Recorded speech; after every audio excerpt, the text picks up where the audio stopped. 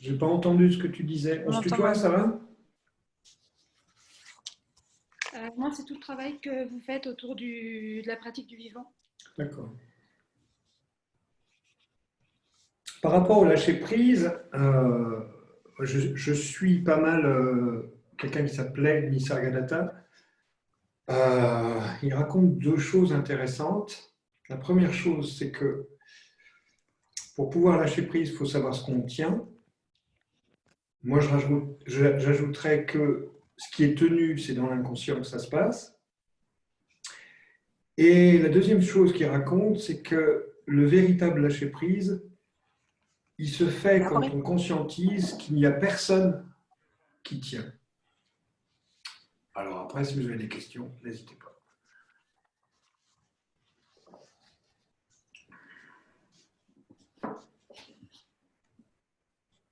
Ok, je comprends. C'est une question de sujet-objet et qui regarde et de regarder l'observateur, en fait. C'est ça. C'est ça. Et de savoir, de se rendre compte qu'il y a autant d'observateurs que d'expériences, que l'observateur fait partie de l'expérience. Que communément, en fait, on se crée à partir de la vérité qu'on pose sur l'observation. Mais comme quand on regarde quelque chose, bon, là j'ai une position, et en regardant l'écran, j'ai derrière aussi un espace, j'ai une pièce, mon cerveau peut en faire une vérité, ou l'observateur peut en faire une vérité, mais il va faire une vérité que d'une partie de ce qu'il voit, et que d'en plus, l'observateur, lui, il est aussi à partir d'un moment, et de ce moment, c'est une position précise, mais il y en a plein d'autres. Et donc, si on fait une conclusion, à partir de ça, elle est fausse.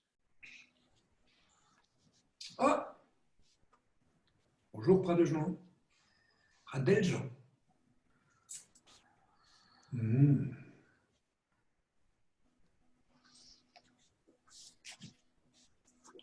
Ok. Eh bien, je vais commencer, tranquille. Salut, Émilie. Salut, Didier. Alors, Émilie, c'est très bien que tu sois là parce qu'en fin d'atelier, j'aimerais bien faire une démo. Si tu veux t'y prêter, ça serait bien. Si ça ne te dérange pas. Oui, ça dépend ce que c'est. Oh, un laisser-faire. D'accord. Un laisser-faire. Puis si c'est pas toi, c'est Nicolas. S'il est sous la main, si tu n'as pas envie, si Nicolas veut bien. Celui qui te voit. Ok. Voilà. Celui qui veut. Ça marche. Coucou. Again. Alors, c'est ce que je disais pour les personnes qui sont visibles. Ouais, voilà.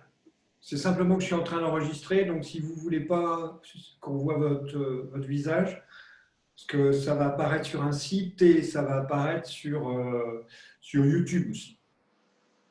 Donc voilà. Alors, merci à tous et toutes d'être là. Donc le thème, c'est le laisser-faire intérieur. C'est un sujet un petit peu difficile parce que ça demande d'avoir compris deux points d'une conception. Pour aborder le sujet, je vais vous communiquer un exercice d'abord pour brancher les neurones qui est tiré du Brain Gym, je ne sais pas si vous connaissez, qui va servir à poser, à reconnecter les neurones. Je vous le passe, peut-être certaines le connaissent déjà. Moi, j'aime bien. Si vous vous sentez fatigué parce que vous avez eu une activité intensive mentale ou physique, vous pouvez vous en servir. C'est trois connexions très simples. Ensuite, ce que je vous proposerai, c'est un laisser-faire, mais à un certain niveau, donc avec les sensations. Donc, c'est quelque chose que vous pourrez utiliser pour gérer le stress. Ça peut être sympa d'avoir ça. Et après, je vais vous parler du laisser-faire tel que ma vie m'a emmené à le découvrir, à partir de quoi, à partir de quelles données, et on fera une démonstration pour que vous ayez une idée de ce que c'est. Puis j'essaierai peut-être de vous aider à l'expérimenter en même temps qu'on fera la démo. Pas de questions? N'hésitez pas à m'interrompre s'il y a une question en cours. Je vous répondrai sans problème. Déjà, je suis content que vous soyez là. Salut Nicolas. Salut. Alors, l'exercice de Brain Gym. Déjà, je vous propose de vous poser, de percevoir un petit peu dans quelle énergie vous êtes ici et maintenant. C'est dans l'ici et maintenant qu'on peut s'apercevoir de ce qui se passe en soi. Hier est passé, demain n'est pas encore là. Dans 3 minutes, ce n'est pas encore arrivé. Donc mettez-vous avec ce que j'appelle le vivant.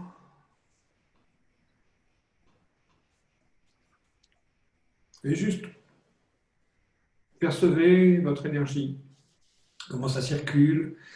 Essayez de ne pas être avec le mental, d'être avec, je vais dire le corps, mais plutôt le vivant dans le corps. Essayez de percevoir s'il y a une fatigue, si ça circule, s'il y a de l'énergie. Percevez la qualité de cette énergie, ici et maintenant.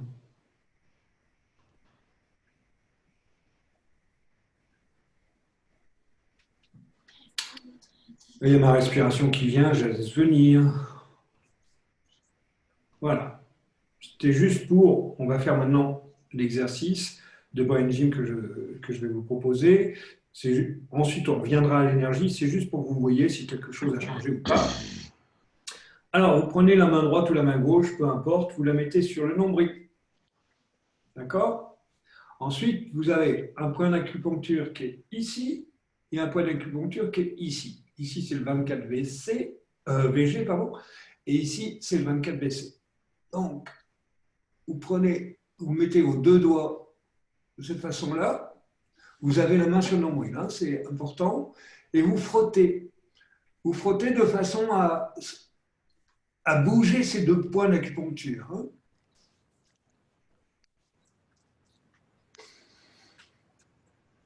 Alors, ensuite, ça n'a pas besoin d'être long. Donc, je ne vous vois pas, je ne sais pas ce que vous avez fait. Donc, s'il y a des questions, n'hésitez pas.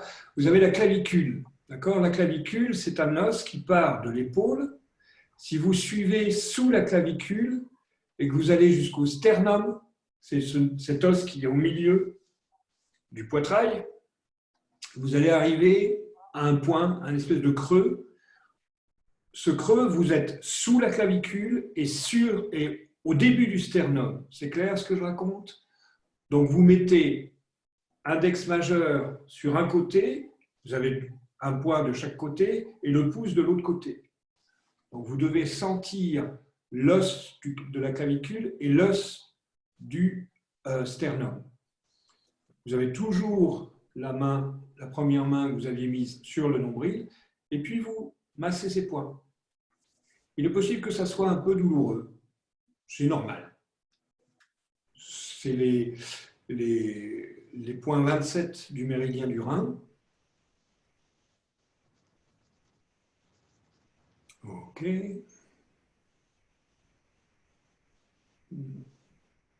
Ensuite, vous prenez index majeur et vous allez frotter, tout en gardant la même main, hein, vous allez frotter la pointe du coccyx. En frottant le sacrum en même temps, et la même main est sur le nombril que tout à l'heure. C'est une histoire de polarité.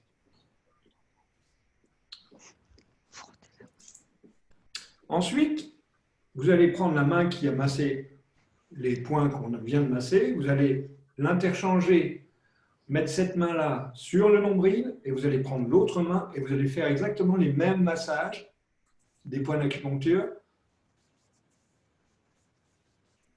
du VC, du VG, vaisseau conception, vaisseau gouverneur.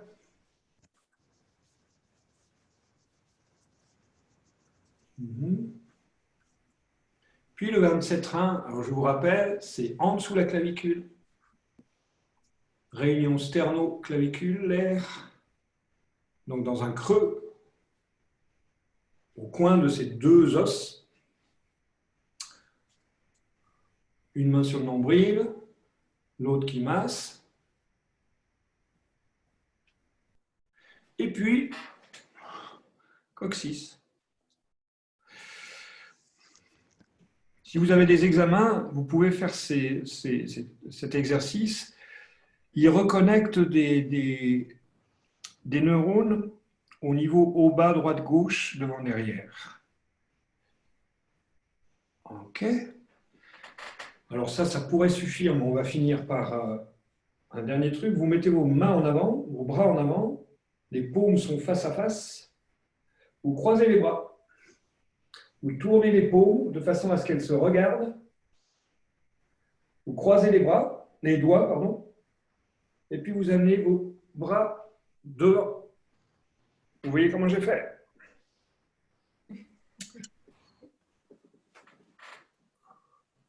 Ouais, c'est ça. Ouais, c'est ça. Ouais, c'est ça. Et vous croisez les jambes. Et vous respirez. Ça, c'est un exercice en plus de brain gym. C'est plus ou moins tiré du cross-crawl. Ça, c'est pour raccorder hémisphère droit et hémisphère gauche, qui est raccordé par le corps calleux. Les mots savants.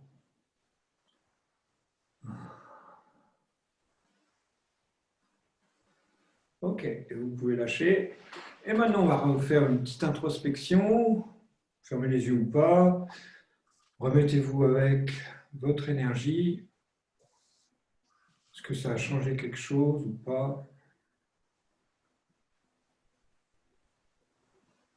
Ça peut être plus calme. Moi, c'est plus calme. Voilà. C'est un exercice pratique. Je vous le conseille. Vous avez un coup de fatigue. Ça peut être très intéressant. Pas de questions? On y va alors. Le laisser-faire.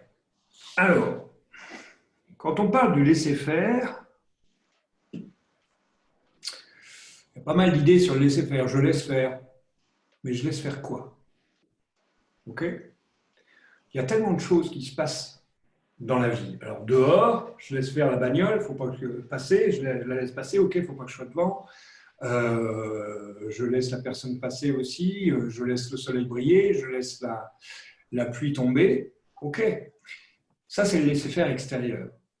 Et le laisser-faire intérieur, ça va être quoi?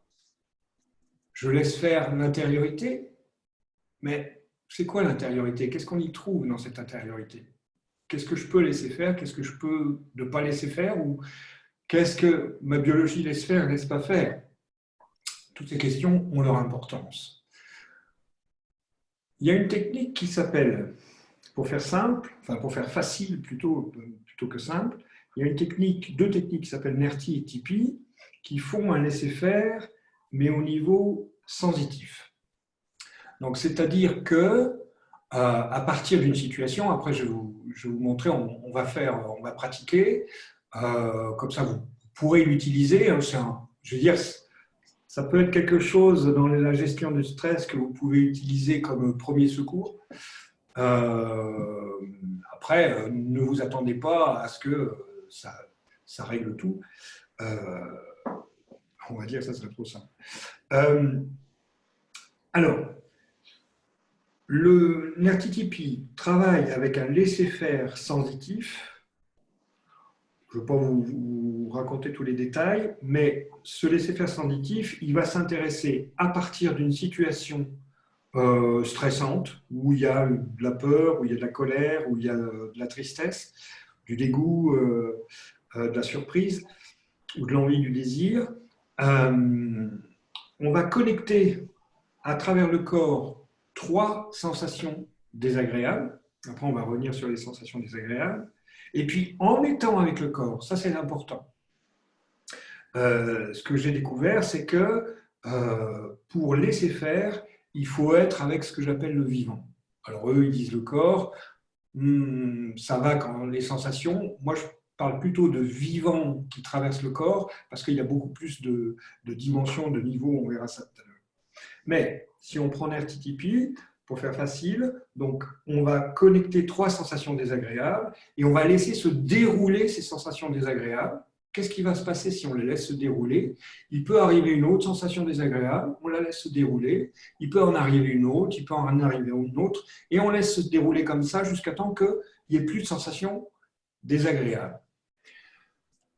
Alors, pour repérer les sensations désagréables, il ne faut pas se tourner à vouloir une sensation agréable. On est d'accord? Sans ça, vous allez rater les sensations désagréables qui peuvent être là. Ça, c'est le premier point. Le deuxième point, le corps est vaste. Hein, il y a plusieurs parties. Donc, vous pouvez avoir une sensation désagréable ici, une sensation agréable ailleurs, une autre sensation désagréable. Donc, c'est une histoire d'être avec le détail et le général en même temps.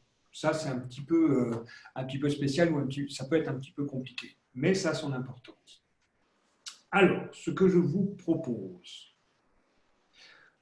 on va voir comment ça marche, hein, et après, ça sera important que vous me disiez un petit peu votre expérience pour que je puisse corriger le tir, pour que, si vous voulez vous en servir, ça puisse vous être utile. Essayez d'identifier une situation. Attendez, je suis en train de réfléchir. On va faire comme ça. C'est mieux de ne pas mentaliser, mais ça serait trop compliqué que je vous drive sur le non mental. Prenez une situation que vous connaissez dans votre vie où il y a soit de la colère, soit de la peur, soit de la tristesse. C'est possible pour tout le monde?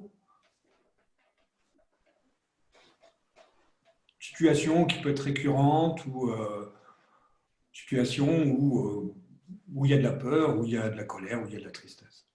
Ou un mélange des trois.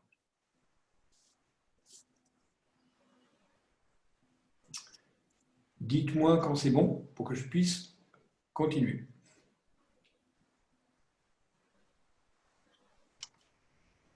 Ah, c'est OK pour moi. OK. OK. D'accord, comme je ne vous vois pas et que je ne connais pas les voix, c'est un peu compliqué. Mais bon. OK, donc, vous voyez, repérer où l'émotion est physiquement.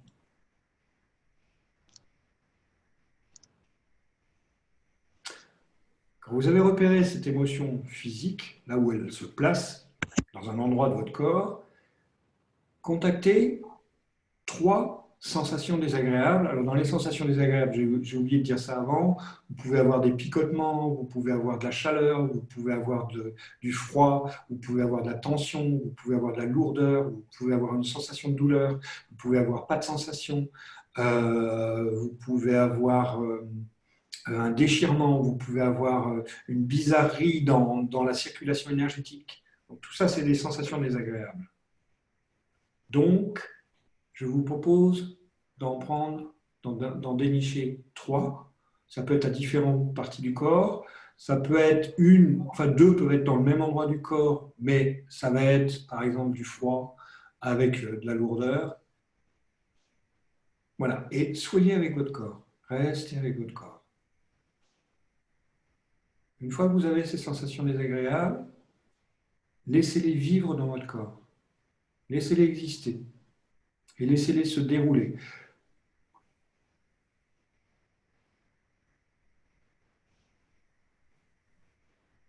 J'essaie de me brancher sur vous tous.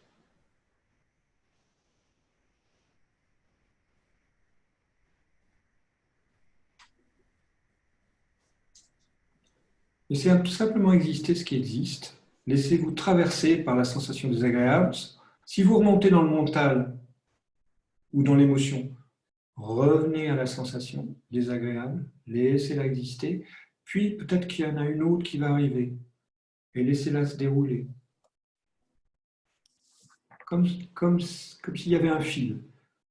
Mais alors, ce qu'il y a de spécial, là, d'assez particulier, c'est que le fil, il va se dérouler si vous restez avec le vivant corporel. Si vous remontez dans la tête, vous allez arrêter le fil.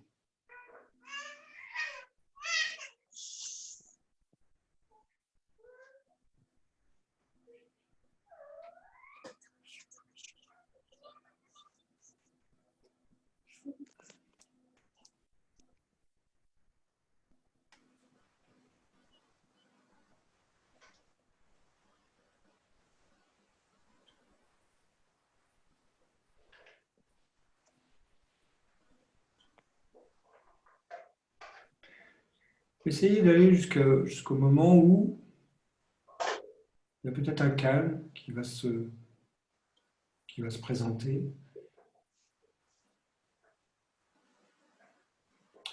En étant connecté avec le vivant corporel.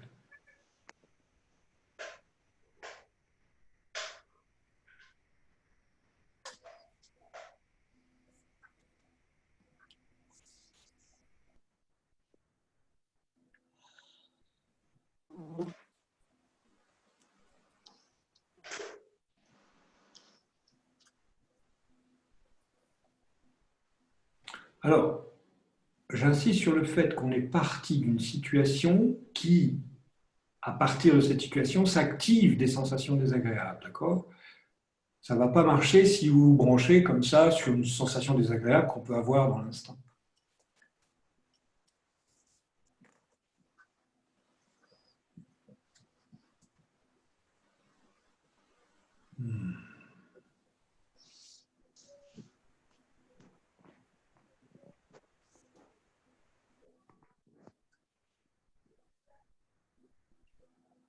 Ok. Est-ce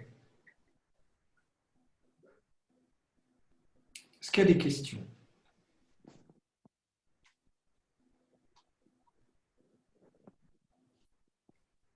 Est-ce que quelqu'un peut me partager l'expérience qu'il a vécue?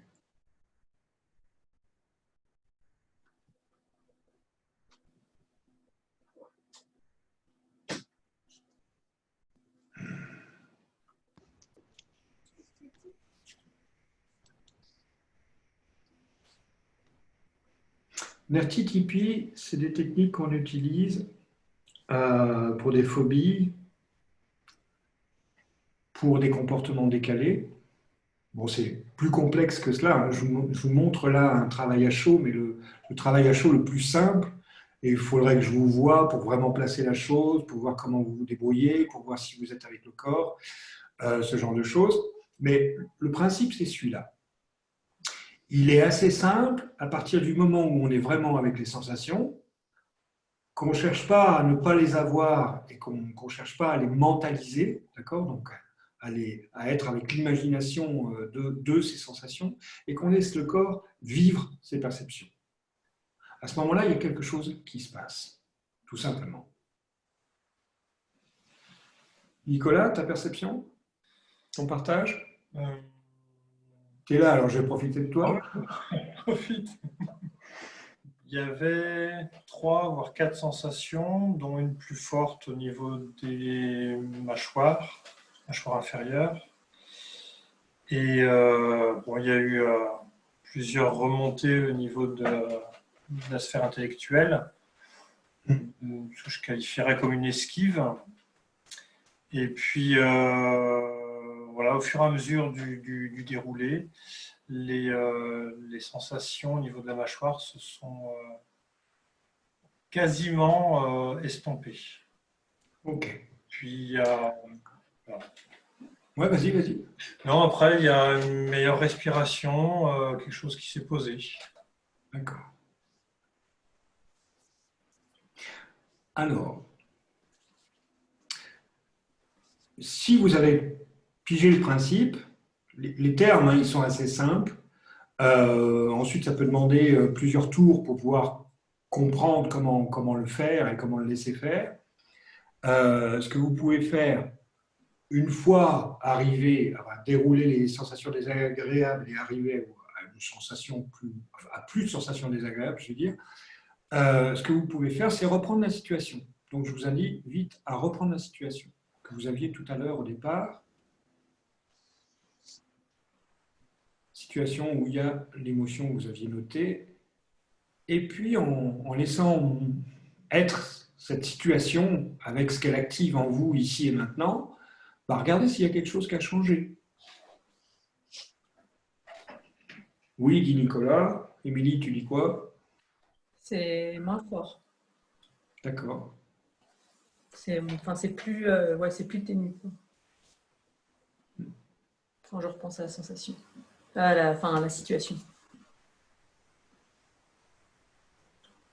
Quelqu'un veut dire quelque chose? Pareil pour moi, ça fait moins fort que tout à l'heure. D'accord. Ok. C'est un petit outil qui est pratique, que vous pouvez utiliser à chaud. Hein, c'est dans les techniques qu'on appelle à chaud dans NERTI. Par exemple, il y a une émotion remarquée, remarquable. Elle peut être d'une intensité basse, hein, mais voilà, il y a une émotion qui arrive et qui n'est pas forcément en rapport avec la situation. Les émotions ont le droit d'exister. Hein. Vous pouvez faire cet exercice, ça vous aidera à temporiser. Il y a une autre façon aussi, c'est la respiration. Alors la respiration, vous pouvez respirer par le ventre ou respirer par la poitrine et ça va calmer. C'est aussi une technique de gestion de stress. Voilà. Nous disent les deux Luc, parce qu'en fait c'est deux Luc, c'est Luc Geiger et Luc Nicon, pour eux, laisser faire au niveau sensitif, ça balaye ce qui peut être cristallisé au niveau mental et au niveau émotionnel. Alors moi, ce que j'ai pu voir dans mon expérience thérapeutique, c'est que ce n'est pas vrai.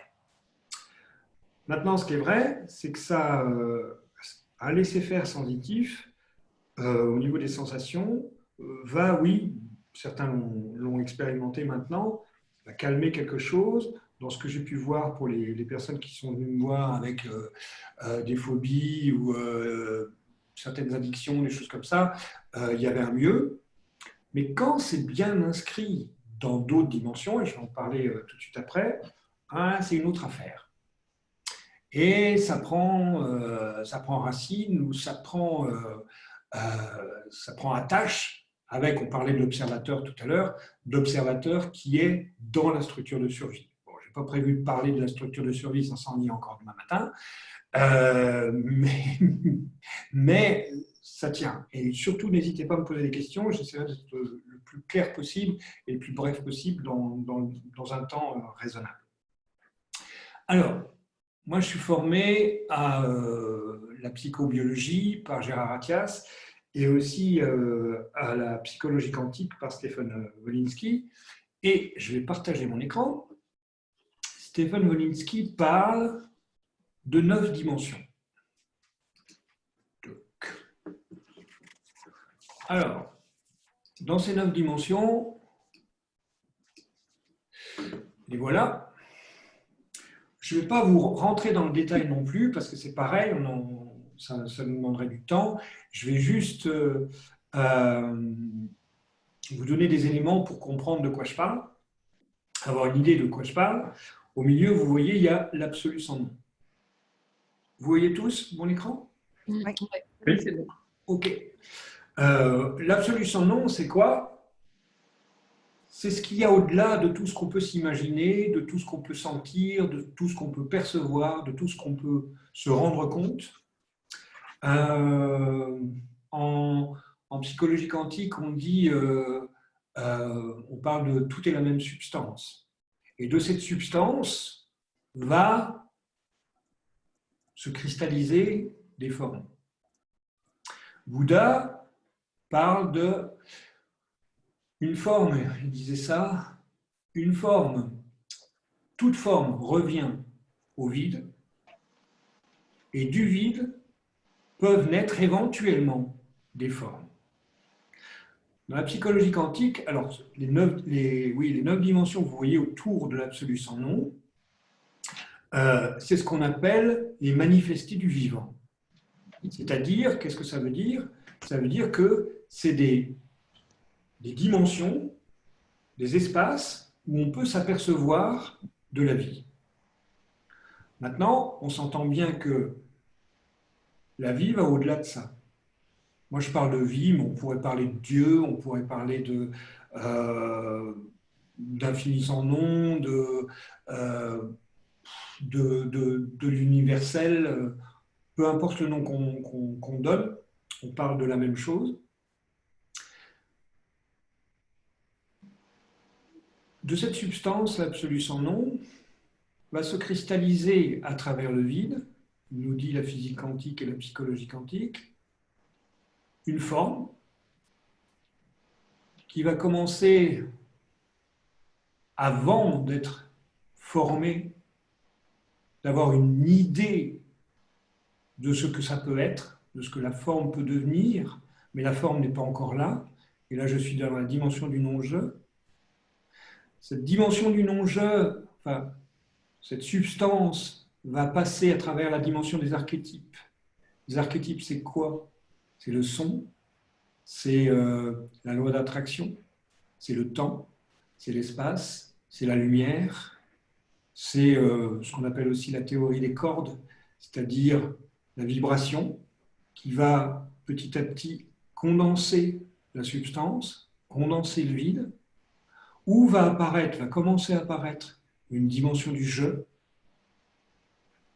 Donc on commence à avoir une forme qui va traverser ce qu'on appelle les dimensions de la qualité de l'essence. La qualité de l'essence, c'est tout ce qui est pur. C'est la pure liberté, l'amour inconditionnel, la grâce, la paix. Je vous en donner plus. L'infini, la grâce, j'ai dit, pure intelligence, la pure force, le silence, la pure douceur, la sérénité, l'observation sans intention. C'est, je ne sais pas si vous pouvez comprendre ça, mais c'est une porte entre l'immatériel, tout ce que je suis en train d'entourer, c'est immatériel, c'est immatérialisé, mais à travers cet amour inconditionnel va pouvoir venir se cristalliser une dimension biologique. Et dans la dimension biologique, vous avez plein de choses, je reviendrai tout à l'heure là-dessus. Puis une dimension de l'émotion, puis une dimension de la pensée, et toutes ces dimensions vont créer la dimension extérieure. Ce qu'il faut savoir dans ce concept, qui est très intéressant, c'est que chaque dimension a sa loi propre. La dimension de la pensée a une fonction précise qui n'est pas la même que la dimension de l'émotion. Vous êtes d'accord avec ça? Vous comprenez ça? La dimension biologique, pareil. La dimension du jeu, pareil. Maintenant, ce qui est intéressant de comprendre, c'est que quand dans la dimension biologique, on a un moi-je qui essaye, dans la structure de survie, de survivre, d'exister, qu'est-ce que vous pensez qui se passe avec la dimension du non-je ou la dimension du je? Est-ce qu'elles sont accessibles à la conscience?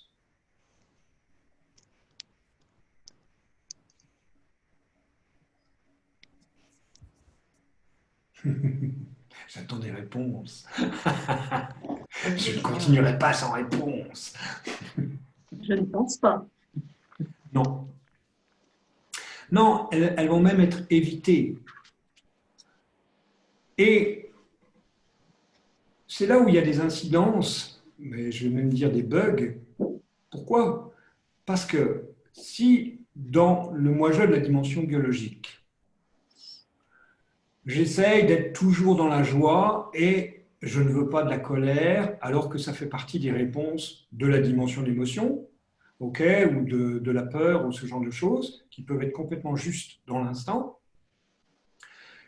Je vais chercher dans la dimension de l'émotion ce que j'ai dans la dimension de la qualité de l'essence.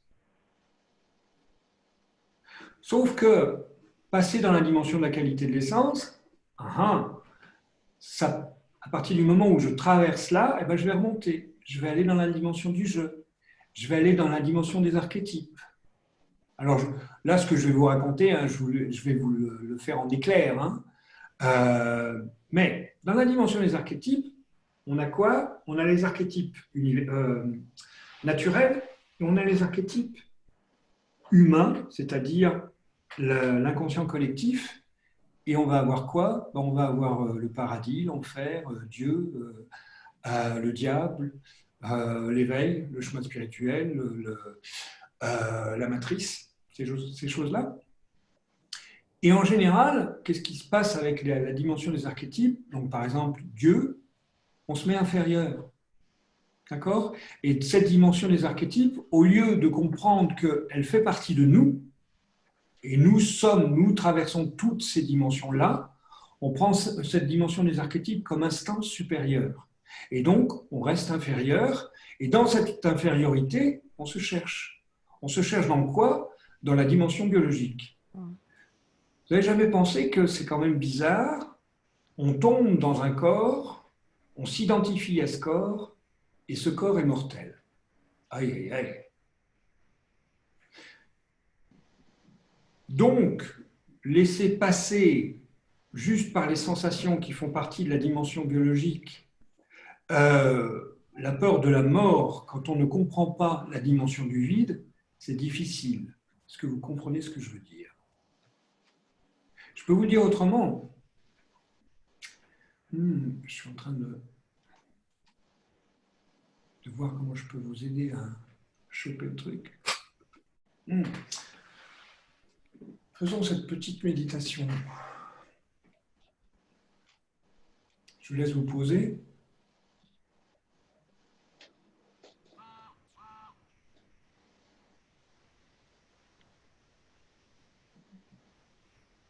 Et je vous laisse simplement observer, contempler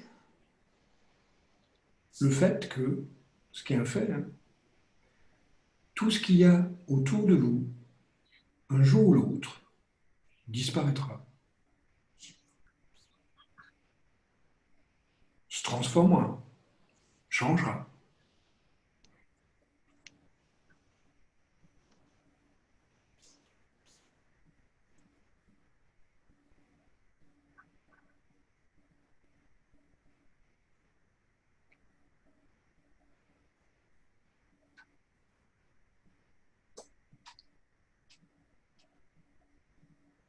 Je vous invite à ne pas réfléchir, je vous invite simplement à regarder ce fait, à contempler ce fait que ce qu'il y a autour de vous, un jour ou l'autre, disparaîtra.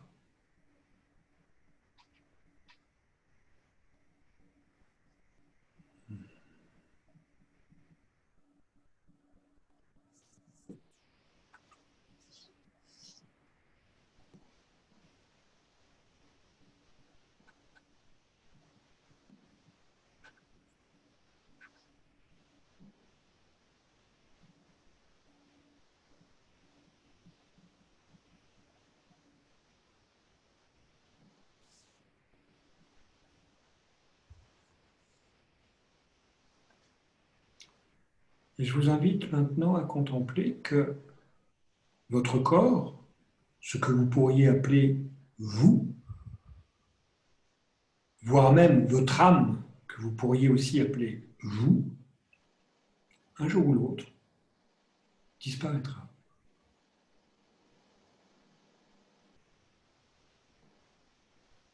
S'il y a de la peur qui arrive, laissez-la vous traverser. Pareil, s'il y a de la colère, s'il y a de la tristesse, laissez-la vous traverser.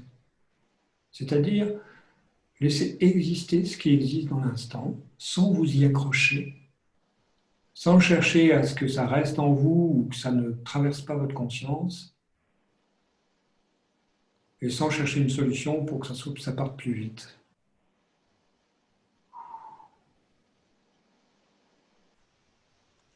Laissez-vous contempler le fait que, un jour ou l'autre,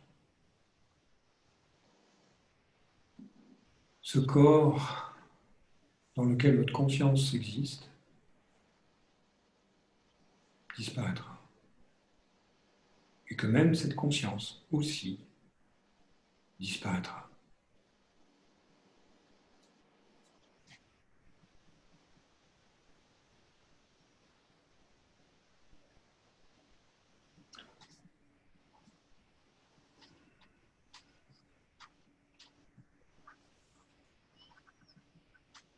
Par ce petit exercice, vous pourriez même arriver à la dimension du vide jusqu'à l'absolu sans nom.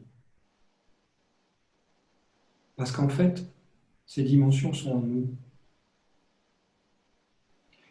Mais dans la dimension biologique et dans l'incarnation, donc dans la dimension biologique, je disais, la dimension biologique a pour rôle, dans la structure de survie, de faire en sorte que on fonctionne physiquement, physiologiquement parlant, psychologiquement parlant aussi, la seconde qui suit. Et pour ça, on a des données, on a des références.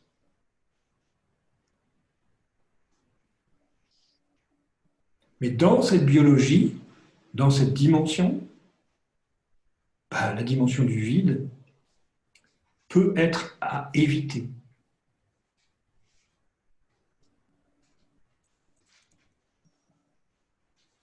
L'image que je peux vous donner, c'est celle-ci. Prenez une page blanche.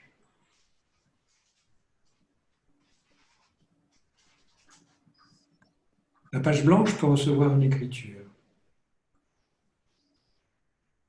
Et cette écriture, si on prend un crayon papier par exemple, elle peut s'effacer. Notre biologie, notre émotionnel, notre pensée, notre dimension extérieure va s'attacher à l'écriture. Mais que serait l'écriture s'il n'y avait pas la page blanche?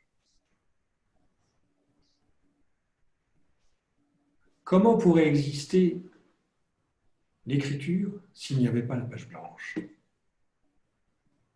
Et tout ça se fait à travers la dimension de la qualité de l'essence, c'est-à-dire la liberté, l'amour inconditionnel. L'amour conditionnel, il va se trouver dans la dimension biologique. Avec un je qui existe, verbal et non verbal, qui est passé à travers une condensation, une attraction, qui avant, proche du vide, était au-delà du je et venait de la condensation du vide.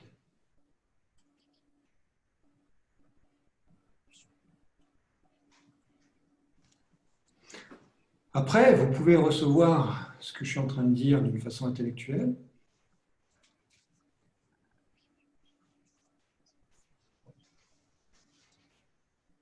Le recevoir dans l'expérience est un autre domaine. Alors, je vais revenir à vous. Partage, question. Je ne vais pas trop vite, ça va? Ils ne sont pas bavards.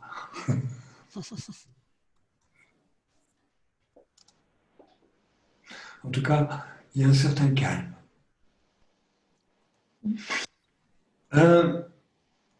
Donc je vous disais, dans chaque dimension a sa loi. Ce qui est vrai dans une dimension n'est pas forcément dans une autre. Ça, c'est important.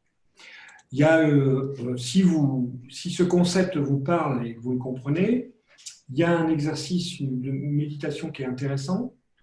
C'est le suivant, plus. Qu'est-ce qu'il y a plus? Ouais, va bien. Plus.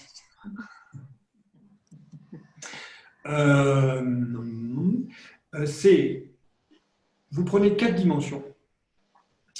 Par exemple, on peut le faire. Mettez un quart de votre... Je n'avais pas prévu de faire de petits exercices comme ça, mais c'est sympa. Enfin, j'espère pour vous. C'est sympa pour moi, alors, puisque c'est moi qui le chef ce soir, j'en profite. Mettez un quart de votre attention dans la dimension extérieure. Puis un quart de votre attention sur la dimension de la pensée. Puis un quart de votre attention sur la dimension de l'émotion. puis un quart sur la dimension biologique.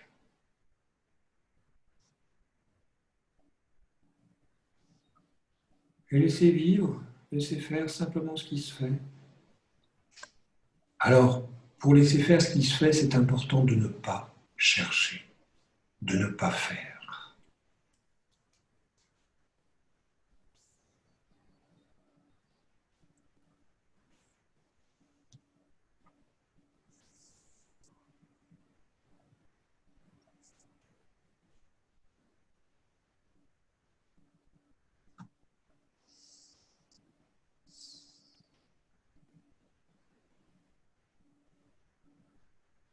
Voilà, si vous voulez, je pourrais vous envoyer les schémas.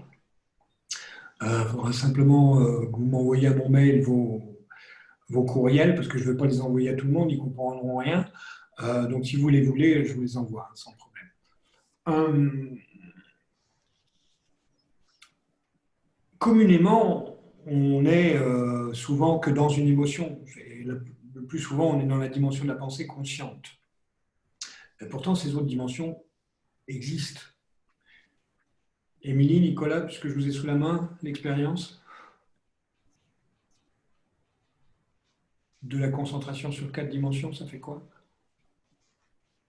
Justement, ça,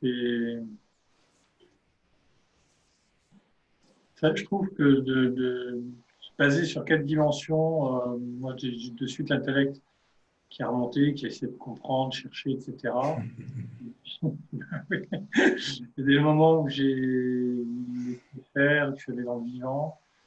Il y a une sensation de rééquilibrage. Pas équilibré plus, mais voilà. C'est intéressant ce que tu dis, parce que automatiquement, tout ça c'est une richesse, d'accord? C'est une richesse de vie, c'est une richesse intérieure, c'est une richesse extérieure. À partir du moment où on met tous ses œufs dans le même panier, on perd le reste. Ok? Et si en plus on casse les œufs dans le panier, t'as qu'à avoir le problème. Ok? Voilà. Et donc ça ouvre l'esprit vers des choses qui existent en nous. Alors, dans ce que dit Stephen, les dimensions ne sont pas pour tout le monde. Bon, j'entends, je ne sais pas trop ce qu'il veut dire par là.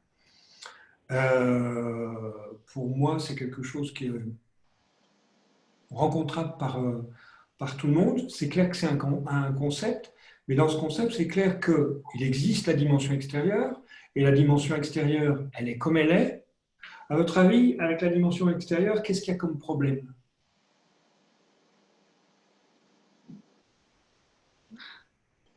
On ne la voit pas comme elle est. Pourquoi? Parce que la structure de survie projette sur la dimension extérieure des données, des perceptions qui sont dans la dimension biologique, des perceptions émotionnelles et des croyances, donc des pensées, mais qui sont dans la biologie, qui sont une mentalisation pour pouvoir s'en défendre et s'en protéger. Ce qui fait qu'on ne voit pas la dimension extérieure comme elle est réellement. Et quand on parle d'éveil, qu'est-ce qui se passe? On commence où on voit la dimension extérieure telle qu'elle est, parce qu'on ne projette pas sur elle des éléments pour s'en défendre. Voilà. Ensuite, je vous disais tout à l'heure, chaque dimension a sa fonction. Alors, ce qui est intéressant dans la dimension biologique, qui est une dimension très, très fournie, très, très riche, c'est qu'il y a, je vais dire, 2 pôles ou 2 paliers. Il y a le palier de la survie. Alors, pour ceux qui ont entendu la conférence que j'ai faite l'autre fois, je parlais de 3 sources. Dans la dimension biologique, on va avoir la source de l'inconscient. Et dans cette dimension biologique, donc, on va avoir plein de données qui servent à faire en sorte qu'on soit toujours vivant, qu'on puisse toujours fonctionner la seconde ou les 2 secondes qui suivent. D'accord? Pour ça, il faut des références. Et par rapport à la structure de survie, il faut que ça soit des références où la mort, un danger de mort va être projeté, puisque c'est ça qu'on va utiliser, ou que notre structure de survie va utiliser pour se protéger et se défendre. C'est clair ce que je raconte? D'accord? Oui, me dit Nicolas. Et ce qu'il y a aussi dans la dimension biologique, c'est quelque chose qu'une femme qui s'appelle Ida Rolf, par le Rolfing, partage, c'est ce qu'on appelle le pôle biologique. Le pôle biologique, c'est l'axe tertiel, d'accord? Et cet axe tertiel, en fait, il est en liaison avec les dimensions qui sont plus non formelles. Alors, je ne sais pas si vous savez, en passant, je vais dire ça, mais en physique quantique, ils ont trouvé. Alors, au départ, on pensait qu'il n'y avait que de la matière. Et à un moment donné, on s'est aperçu qu'il y avait de l'immatériel en rapport à cette matière, mais qu'il y avait plus de matière que de l'immatériel. Et puis, ils ont vu petit à petit qu'en fait, ça s'équilibrait, qu'il y avait autant d'immatériel que de matière. D'accord? Ce qui fait que moi, j'appelle ces dimensions-là à droite les dimensions de vie et à gauche les dimensions de survie. Alors, c'est assez bizarre parce que ce qu'on a à gauche, c'est les dimensions sur lesquelles on s'identifie le plus. Mais pour l'incarnation, c'est compréhensible. Il faut avoir une dimension extérieure, il faut des pensées, il faut de l'émotion, il faut de la biologie pour pouvoir vivre incarné. Sauf que sans la page blanche de la dimension du vide, eh ben, ça ne peut pas exister. Et donc, cette dimension biologique, c'est là où je parlais de la troisième source, elle est en liaison avec toutes les autres. Donc la biologie est extrêmement riche et notre corps est traversé par la vie jusqu'à son profond silence. Ce que je remarque dans mes accompagnements, Nicolas pourra peut-être en témoigner, c'est que quand on éclaire ces dimensions-là, c'est-à-dire quand la personne prend conscience qu'il est cristallisé dedans, qu'il met toute son attention dedans, il peut traverser la qualité de l'essence ou pas, mais il y a la dimension du jeu qui arrive dans ce que j'appelais tout à l'heure le pôle biologique. C'est comme si quelque chose se redressait et il y a un jeu qui est là, qui est au-delà du moi-je. Dans le moi-je, vous avez quelque chose, c'est apparenté à l'ego. Alors, on a démarré avec le lâcher-prise, il y a quelqu'un qui me parlait du lâcher-prise. Et je disais, le véritable lâcher-prise suivant Nisargadatta, c'est celui-là, c'est s'apercevoir que le moi-je, il n'existe pas. Et là, les autres dimensions arrivent. Et là, il y a un réel laisser-faire qui peut se faire, s'exercer, à partir du moment où on laisse faire ce qui se passe, les éléments dans chaque dimension. Je vous ai dit tout à l'heure que la dimension biologique était très fournie, alors ça m'a amené à transformer ça en niveau. Pas de questions pour l'instant? Vous voyez le tableau que j'ai?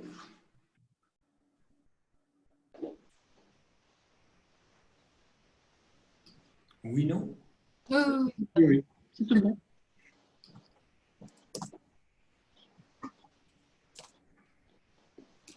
Et en fait, tout ça, c'est des manifestés du vivant. Alors, je vous laisse imaginer la richesse que ça a. Et pourquoi j'ai agrandi les dimensions? Parce que dans le niveau biologie, vous avez, je vais dire comme ça, dans Nerti, il parle de sensations. C'est clair qu'un bébé va avoir physiquement des sensations. Ces sensations vont créer des émotions. Donc, je suis au point 15. Ces émotions, petit à petit, vont être mentalisées. Elles vont donner des croyances, elles vont donner des données, elles vont donner des injonctions. Ces injonctions vont donner des états d'âme. D'accord? Ces états d'âme vont donner des attitudes qui vont composer quoi? Qui vont composer nos comportements. Donc, nos façons d'être. C'est clair? Et tout ça habite notre biologie. Dans l'état d'âme, dans l'attitude, on va avoir le moi-je, bien évidemment. Et tout ça est fait pour qu'on puisse, dans l'incarnation, vivre en rapport à soi-même, avec l'idée qu'on a de soi. On parlait tout à l'heure de l'observateur.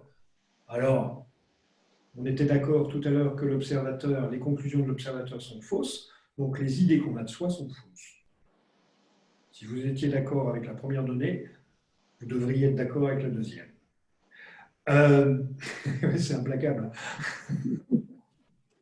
Et l'ego, il n'aime pas trop. Mais bon, je parlais de l'observateur.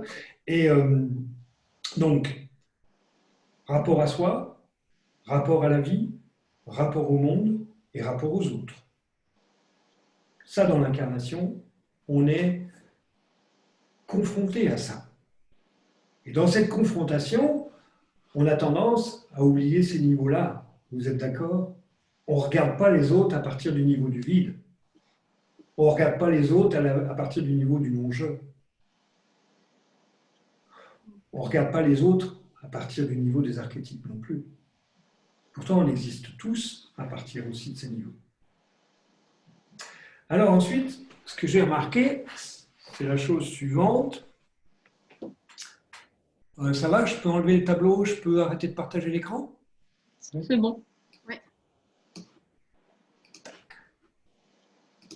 Alors, qui c'est le plus? Il y a un plus. Bon. C'est que ce que Stéphane Wolinski ne m'a pas raconté, c'est que ces niveaux communiquent entre eux. C'est-à-dire que une pensée va activer de l'émotion ou des sensations dans le biologique ou une attitude. Une émotion peut amener une attitude, une pensée peut amener une attitude, le mélange des deux peut amener un comportement. Je vous ai dit tout à l'heure, dans le moi-je, on ne va pas vouloir rencontrer le vide, parce qu'en rencontrant le vide, le moi-je a l'impression de disparaître, ce qui n'est pas le cas, mais ça, il faut le vivre pour le savoir. À ce moment-là, ça veut dire que dans certaines dimensions ou dans certains niveaux, l'information ne va pas passer. Vous comprenez ce que je veux dire? Pourtant, elle devrait passer. Pourtant, l'information a sa valeur dans le vide ou dans la dimension des archétypes ou dans la dimension du non-je. Et ça va former des bugs. Donc, ce que j'ai pu remarquer, c'est qu'à partir du moment, alors c'est là où c'est un peu compliqué, je vous partage juste l'idée, on va faire une démonstration pour que vous puissiez un petit peu mieux comprendre de quoi je parle, mais c'est quelque chose d'ardu parce que ça demande un apprentissage, ça demande une initiation. Notre intellect n'a pas pigé ça, je vais dire ça comme ça. Mais en tout cas, à partir du moment où on part comme on l'a fait tout à l'heure, d'une situation où il y a de la colère ou peu importe, d'une situation ou d'un trait de l'ego, et que on rencontre chaque dimension, vous verrez tout à l'heure comment, et dans les dimensions, il y a des niveaux, il y a des tonalités, et qu'on laisse ces tonalités vivre en étant dans le corps, donc comme on a fait avec les sensations, mais à ce moment-là avec des tonalités. Alors qu'est-ce que je veux dire par tonalité, pour que ça soit plus clair pour vous? Par exemple, si je prends le niveau émotion, on va avoir deux sous-niveaux, les émotions basiques et les émotions complémentaires. Dans les émotions basiques, on va avoir quoi? Peur, colère, tristesse, joie. C'est mal foutu la vie, vous ne trouvez pas? 3 sur 4 négatives? Quel bordel! Eh ben non, la vie est parfaite, mais on ne le sait pas. Donc, ça, c'est des tonalités. Ensuite, dans le sous-niveau complémentaire, vous allez avoir quelque chose comme la surprise, qui est un mélange des 4 autres, ou le dégoût, ou le désir. Si je prends un autre niveau, si je prends par exemple le niveau mouvement énergétique, vous allez avoir des tonalités comme circule pas, circule peu, circule beaucoup, circule. D'accord? Et alors, à partir du moment où vous mentalisez ça, vous émettez ça, et que vous vous mettez avec ce que j'appelle le vivant corporel, eh bien, il y a quelque chose qui va trouver son cours, comme on l'a fait tout à l'heure avec les sensations. Émilie ou Nicolas? J'ai besoin de la démo. ça sera, je pense, plus facile pour les autres personnes Vas-y, Nicolas. de quoi je parle. Là. C'est Nicolas qui s'y colle. Nicolas. Ok. Alors, ce que je vais dire, ce que j'utilise, on va dire des mots. Je vais lui demander de faire certaines actions à partir de ces mots. Vous allez voir. Après, vous me poserez des questions. Je vais utiliser le test musculaire pour aller de niveau en niveau, parce qu'il y en a 14, plus l'absolu sans nom. On ne va pas tous les faire, parce que sans ça, on y est encore pour demain matin, et il n'y a pas besoin. D'accord ? Simplement, ce que j'ai pu remarquer, on peut partir d'un activateur quelconque, on peut partir aussi d'une tension musculaire ou d'une douleur musculaire. Et l'expérience que j'ai faite un jour, par exemple, où il y avait une amie qui me faisait de la fasciathérapie, mais pas comme Nicolas, de la fascia où elle rentrait dans le muscle et puis tu criais toute ton âme et toutes tes pleurs tellement elle faisait mal. Mais à partir du moment où je faisais un laisser-faire, là où ça faisait mal, pouf, ça lâchait. Et du coup, elle me disait, bah, tu fais quoi ? Bah, je fais un laisser-faire, je prends des laisser-faire mal comme ça. Et ça lâchait. Et bon, on y va, tu pars de quoi, Nico ? Ouais, la journée. Ok, ouais. La journée. Ouais. Donc, je vous invite à le regarder. Bon, il est un peu loin, mais bon, il est beau. Hein. Il est beau. Mieux là. Ouais. Ok, mets-toi avec l'attention. Donc ça, moi, j'appelle ça de l'émission, c'est-à-dire qu'en mettant sa pensée dessus, ça va activer quelque chose dans ce que j'appelle le vivant corporel. Ok, et là, il est dans son vivant. Peut-être que vous vous en rendez pas compte. Je vous ai dit tout à l'heure, c'est une initiation. Ça demande quand même une certaine rencontre, un certain détournement de conscience, je vais dire entre comme ça, parce qu'on a vraiment l'habitude d'être avec le mental et pas le reste des dimensions. Ok. Donc, laisse s'activer ce qui s'active. D'accord. Alors, je vais aller de niveau en niveau. Là, je suis en train de tester. 1 à 5, 6 à 10, 11 à 15, c'est 11 à 15, 11, 12. C'est le niveau archétype. Donc, dans la façon de faire, je vais lui demander de faire un scanning fluidique avec les archétypes, le niveau archétype. Ouais.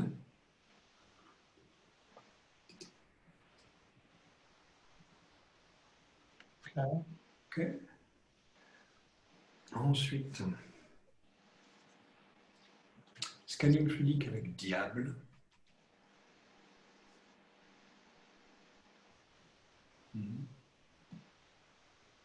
Reste avec le vivant.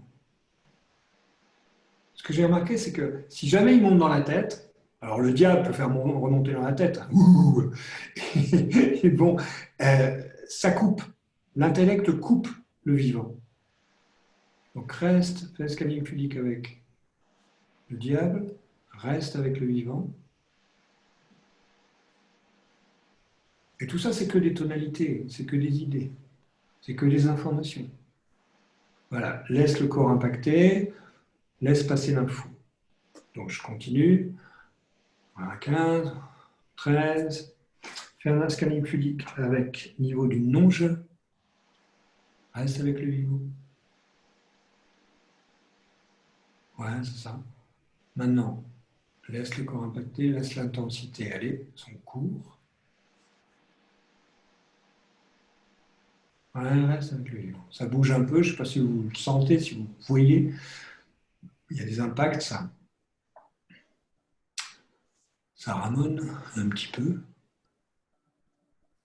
Ok, là c'est passé. 1, 5, 6, 7, 10, 11, 15, 11, 12, 13, 14.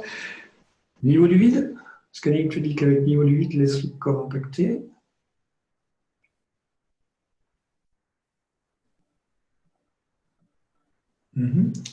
Scanning fluidique avec singularité initiale, c'est une tonalité du vide. Ouais. Reste avec le corps.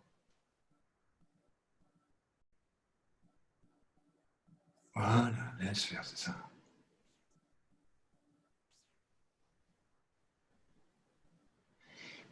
Un nouveau niveau du non-je, scanner une fuite avec. Ouais. Laisse le corps impacter. Laisse l'intensité faire.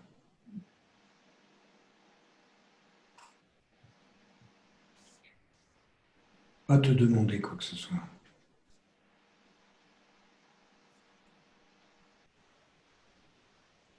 Mhm.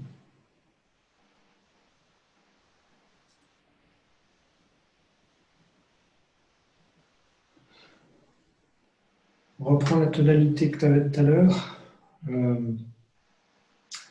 La tension de la journée.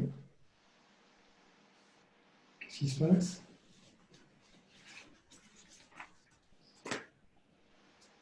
C'est plus léger.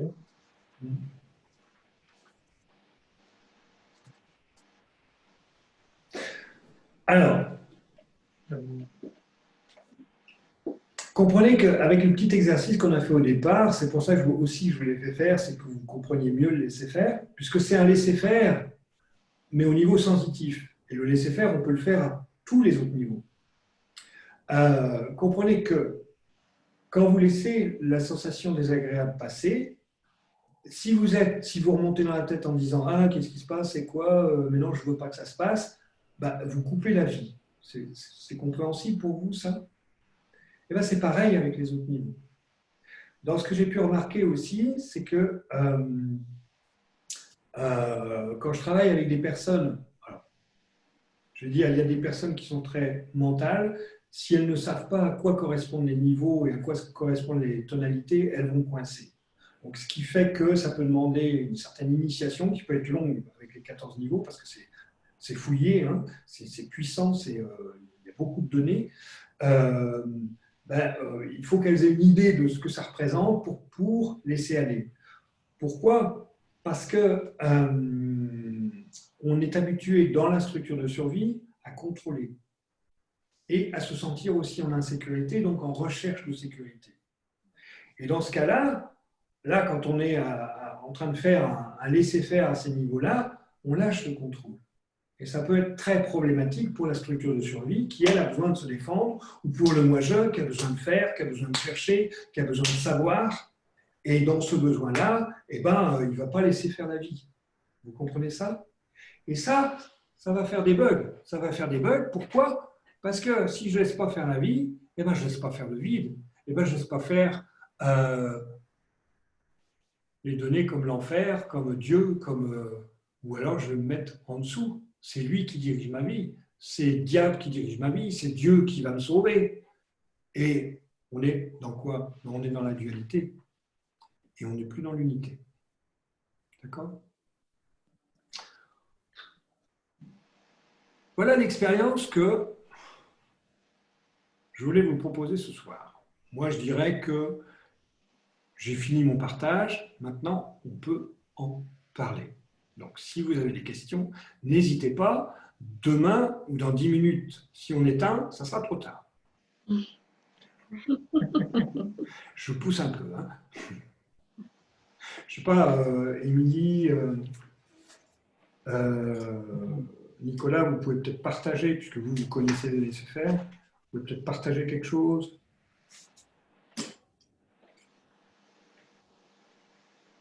C'est intéressant de laisser faire, ça fait un moment de lâcher des choses. Ça évite d'enquister des choses, en fait, de laisser des choses qui restent, et de les laisser passer, et de lâcher, quoi, tout simplement, sans forcément savoir qu'est-ce qui est à l'origine du truc. Alors, ce que je vais ajouter à ce que dit Émilie, c'est que ça fonctionne un peu comme des vases communicants. C'est un peu comme l'eau. L'eau, elle passe partout. Vous êtes d'accord avec ça?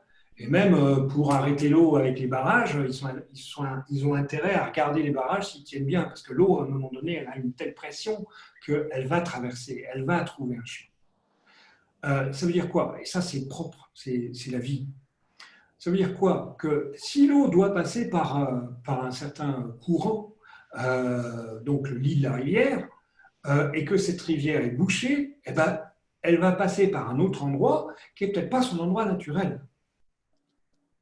Donc c'est là où il va y avoir des bugs, c'est là où il va y avoir, je vais parler de malfaçon, c'est un gros mot, mais quelque chose dans le style, et surtout des incompréhensions et des confusions qui vont se retrouver dans un déséquilibre, et tout déséquilibre est à rééquilibrer.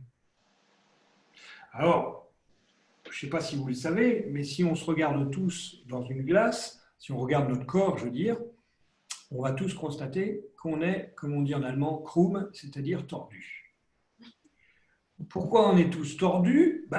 C'est toute cette vie qui travaille à aller dans un sens ou dans un autre, et pas toujours dans le sens naturel, qui provoque, alors dans la structure de survie, il y a des tonalités qu'on ne veut pas passer, il y a des dimensions qu'on ne veut pas passer, et qui provoquent donc des déséquilibres qu'il faut rééquilibrer d'une certaine manière. Et ça, on le retrouve dans le corps, on le retrouve dans la psychologie, on le retrouve dans la biologie.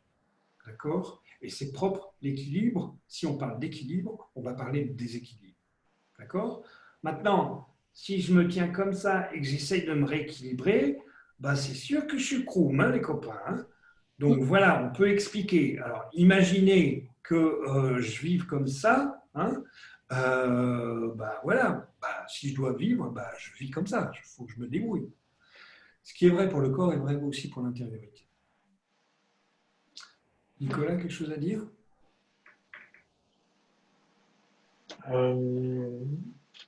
Par rapport au laisser-faire ou par rapport globalement à ce que tu as dit, j'aurais envie de dire que ça peut paraître très complexe, très fouillé, et c'est le l'est. Mais pour nous, ça fait quoi? Ça fait 2 ans à peu près qu'on suit, on va dire plus assidûment, 1 an et demi. Et c'est des choses qui s'intègrent petit à petit, qui se vivent aussi petit à petit. Ça, c'est important de souligner pour quelqu'un qui ne connaît pas, qui te connaît pas ou peu. Sur le laisser-faire, moi, je suis toujours bluffé. Là, on a pu faire l'expérience tout à l'heure avec une sensation. On va travailler un petit peu de façon NERTI. C'est de voir la sensation avant et après le laisser-faire. Et après le laisser-faire, il y a comme une remise à zéro. Des fois, on se dit, tiens, tout à l'heure, là, il y a 5 minutes, il y avait telle réaction au niveau du corps, telle sensation, et puis là, il n'y a plus rien. C'est bluffant. Alors, ça me donne envie, c'est là où j'ai besoin que vous me racontiez les choses, parce que je vais rebondir et je vais vous enrichir, c'est un échange. Donc c'est là où je me poussais un petit peu gentiment tout à l'heure, avec mon punch que je peux avoir. Il parlait de la simplicité. Dans la structure de survie, ce que la structure de survie cherche, c'est la facilité. On appelle ça aussi la négantropie et l'entropie. Donc désordre et ordre. La facilité, c'est pas la simplicité.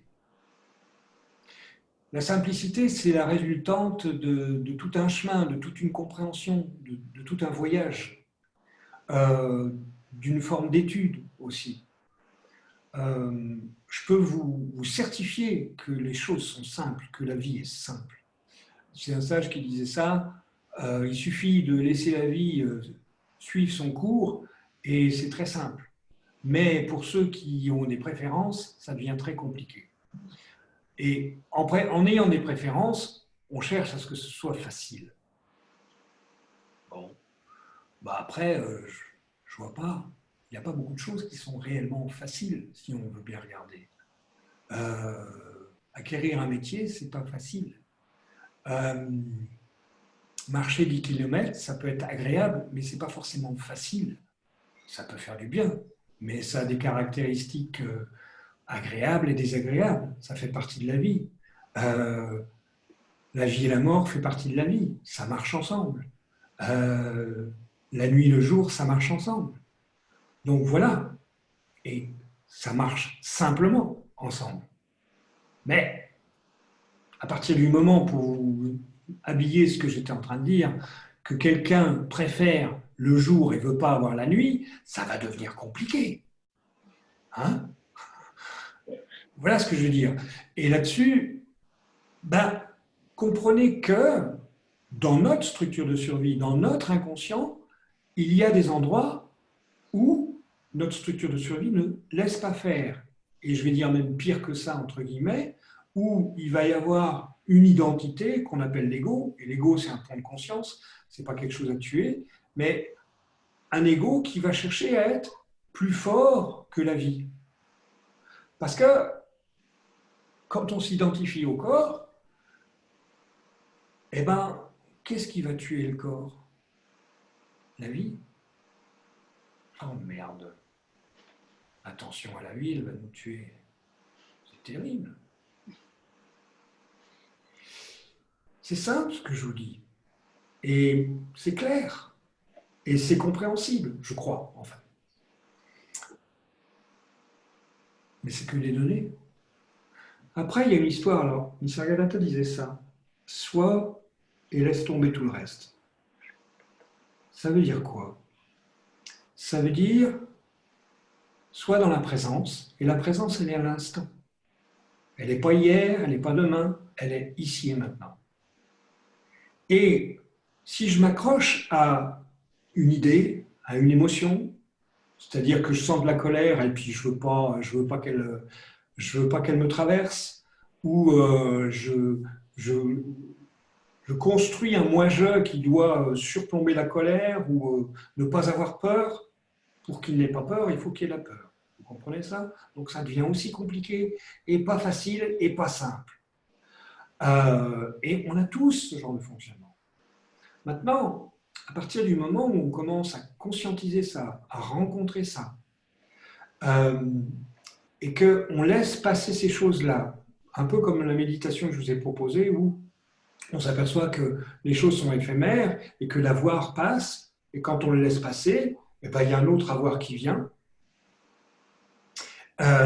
et il passe aussi. Et en laissant passer cet avoir, il y a l'être qui vient. Et c'est même dans la dimension biologique que je vous disais tout à l'heure, c'est dans cet axe tertiel. Dans cet axe tertiel, tout peut se passer. Si on parle d'amour inconditionnel, l'amour inconditionnel n'a pas de jugement. Par contre, dans la dimension biologique, c'est difficile de ne pas avoir du jugement. Il nous en faut. Sans ça, on ne peut pas fonctionner dans cette dimension-là. Un truc tout con, là, on est en train de vivre tous un confinement, on a besoin d'un certain jugement par rapport à ce confinement, et on a besoin d'un certain jugement à la suite, quand on va se déconfiner, pour dire, bah, on suit les gestes barrières, ou on ne les suit pas. Ça demande un jugement. Ça demande même de la jugeote, on pourrait dire. Alors, voilà. Mais dans la dimension du vide, que les choses passent et meurent, on s'en fout. Ok? Alors ça peut paraître inhumain pour certains que je dise ça, mais pourtant c'est une réalité.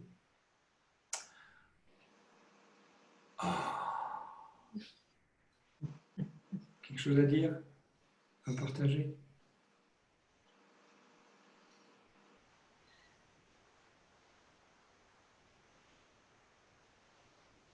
Des questions. Ok. Ouais, j'ai cette capacité-là de couper la chic. Ça doit venir de mon projet Sens. Bon. Je vous remercie. Je vous embrasse. Merci. Et au plaisir. Bon appétit. Salut Anne-Gaëlle. Salut, merci. Salut les amis.